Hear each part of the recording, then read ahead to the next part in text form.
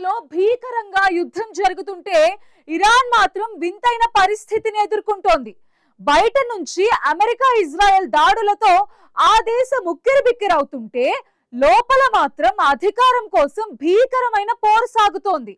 Ayatollah Khamenei మృతి చెందడం, ఆయన కుమారుడు ముస్తఫా ఖమేనీ తీవ్రంగా గాయపడడంతో ఇరాన్ నాయకత్వం ఇప్పుడు శూన్యమైంది.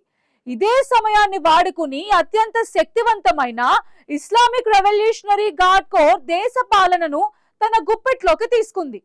ఎన్నికైన అధ్యక్షుడు పెజెష్కియాన్ను కేవలం ఒక ఉత్సవ విగ్రహంగా మార్చేసి కీలక నిర్ణయాలన్నీ మేజర్ జనరల్ అహ్మద్ వహీద్ నేతృత్వంలోని ఐఆర్జీసీనే తీసుకుంటోంది. అసలు ఇరాన్ లో ఇప్పుడు ప్రభుత్వం నడుస్తోందా లేక సైనిక నియంతృత్వం మొదలైందా? ఈ స్టోరీలో చూద్దాం.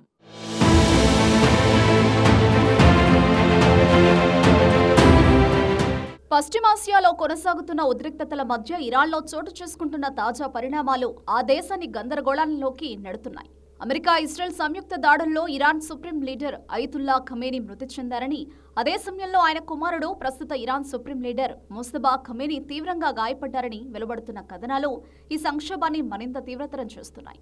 ఒక దేశానికి సుప్రీం లీడర్ అంటే కేవలం రాజకీయ నాయకుడు మాత్రమే కాదు, ఆ దేశ సిద్ధాంతానికి, పాలనా వ్యవస్థకు కేంద్ర బిందువుగా ఉండే వ్యక్తి. అలాంటి నాయకత్వంలో ఒక్కసారిగా ఏర్పడిన శూన్యత ముఖ్యంగా యుద్ధ పరిస్థితుల్లో దేశ భవిష్యత్తుపై తీవ్రమైన ప్రభావం చూపే అవకాశం ఉంది. దీంతో ప్రస్తుతం ఇరాన్ను ఎవరు నడిపిస్తున్నారో, అసలు అధికార కేంద్రీకరణ ఎక్కడ ఉంది అన్న ప్రశ్నలు చర్చకు దారితీస్తున్నాయి.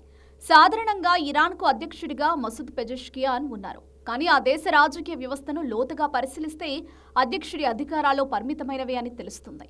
ఇరాన్లో అసలు అధికార కేంద్రం ఎప్పుడూ సుప్రీం లీడర్ చుట్టూనే తిరుగుతుంది. ఆయన కింద పనిచేసే శక్తివంతమైన సైనిక, మత, భద్రతా వ్యవస్థలే దేశాన్ని నడిపిస్తాయి. ఇప్పుడు సుప్రీం లీడర్ మరణం, వారసుడు గాయపడడం వంటి పరిణామాల మధ్య ఈ అధికార వ్యవస్థలో ఏర్పడిన ఖాళీని ఎవరో భర్తీ చేస్తున్నారు అన్నదే కీలక ప్రశ్నగా మారింది.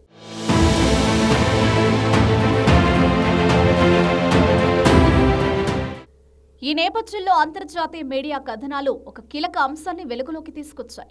ఇరాన్లో అత్యంత శక్తివంతమైన సైనిక సంస్థగా పేరుగాంచిన Islamic revolutionary guard corps IRGC ఇప్పుడు పాలనా వ్యవస్థపై పూర్తి పట్టు సాధించిందని జోరుగా ప్రచారం జరుగుతోంది.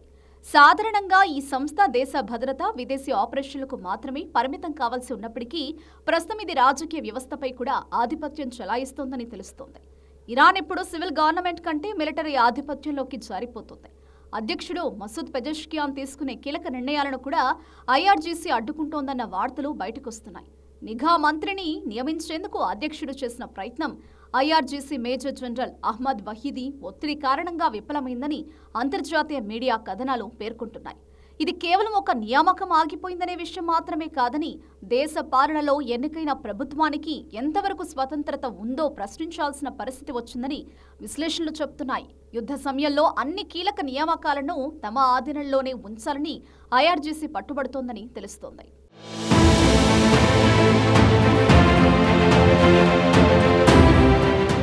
మరోవైపు ఐఆర్జీసీ ముస్తఫా ఖమేనీ చుట్టూ ఒక రక్షణ వలయంలా ఏర్పడిందని ప్రచారం జోరందుకుంది. సాధారణంగా వారసత్వ రాజకీయాల్లో ముఖ్య నాయకుడి చుట్టూ భద్రత పెరగడం సహజమే. కానీ ఇక్కడ పరిస్థితి భిన్నంగా కనిపిస్తోంది. ఖమేనీని కలిసే మార్గాన్ని కూడా ఐఆర్జీసీ నియంత్రిస్తోందన్న ప్రచారం జరుగుతుండటంతో ఆయనపై పూర్తి నియంత్రణ సాధించాలన్న ప్రయత్నంగా ఇది కనిపిస్తోందని విశ్లేషకులు చెబుతున్నారు. దీంతో భవిష్యత్తు నాయకత్వాన్ని కూడా తమ ప్రభావంలో ఉంచాలన్న వ్యూహంతో ఐఆర్జీసీ ఉందంటున్నారు. మరోవైపు ప్రభుత్వ నివేదికలు కూడా ముస్తఫా ఖమేనీ దగ్గరకు నేరుగా చేరకుండా ఐఆర్జీసీ ఫిల్టర్ చేస్తుందన్న ఆరోపణలున్నాయి. ఇది నిజమైతే దేశ పాలనలో పారదర్శకత పూర్తిగా కోల్పోయినట్టేనని నిపుణులు అభిప్రాయపడుతున్నారు.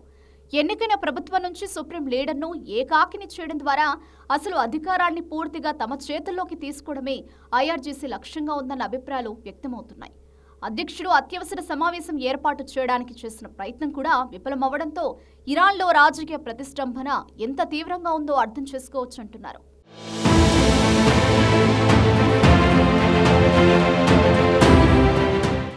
ఈ పరిస్థితి ఇరాన్లో అంతర్గత అస్థిరతకు దారితీసే అవకాశం ఉందని నిపుణులు హెచ్చరిస్తున్నారు. ఒకవైపు యుద్ధం, మరోవైపు రాజకీయ అస్పష్టత, ఈ రెండూ కలిసి దేశాన్ని మరింత సంక్షోభంలోకి నెట్టే ప్రమాదం ఉంది. ప్రజల్లో కూడా అనిశ్చితి పెరుగుతోంది. దేశాన్ని ఎవరు నడిపిస్తున్నారో, నిర్ణయాలు ఎక్కడ తీసుకుంటున్నారో అన్న ప్రశ్నలకు స్పష్టమైన సమాధానం లేకపోవడం రాజకీయ వ్యవస్థపై విశ్వాసాన్ని దెబ్బతీస్తుంది. అంతర్జాతీయంగా కూడా ఈ పరిణామాలు పెద్ద చర్చకు దారితీస్తున్నాయి. ఇరాన్ కేవలం ఒక దేశం మాత్రమే కాదు, పశ్చిమాసియాలో శక్తివంతమైన రాజకీయ, సైనిక ప్రభావం కలిగిన దేశం. అక్కడి స్థిరత్వం మొత్తం ప్రాంత భద్రతపై ప్రభావం చూపుతుంది. ముఖ్యంగా అమెరికా, ఇజ్రాయెల్ వంటి దేశాలతో కొనసాగుతున్న ఉద్రిక్తతల మధ్య ఇరాన్లో అంతర్గతంగా మిలిటరీ ఆధిపత్యం పెరగడం పరిస్థితిని మరింత క్లిష్టం చేసే అంశంగా మారింది. ఇరాన్లో జరుగుతున్న ఈ పరిణామాలను అమెరికా, ఇజ్రాయెల్ నిశితంగా గమనిస్తున్నాయి. ప్రభుత్వం కంటే సైన్యం బలపడడం అంటే చర్చల ద్వారా శాంతి ఏర్పడే అవకాశాలు తగ్గిపోయినట్లేనని విశ్లేషకులు భావిస్తున్నారు.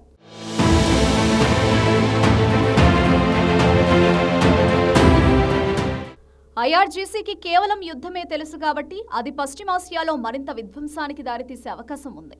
అటు రష్యా, చైనా కూడా ఇరాన్ అంతర్గత పరిస్థితులపై ఆందోళన వ్యక్తం చేస్తున్నాయి. మొత్తానికి ఇరాన్ ఇప్పుడు 2 రకాల యుద్ధాలు చేస్తోంది. ఒకటి సరిహద్దులో శత్రువులతో, 2 లోపల సైనిక శక్తులతో చేస్తోంది.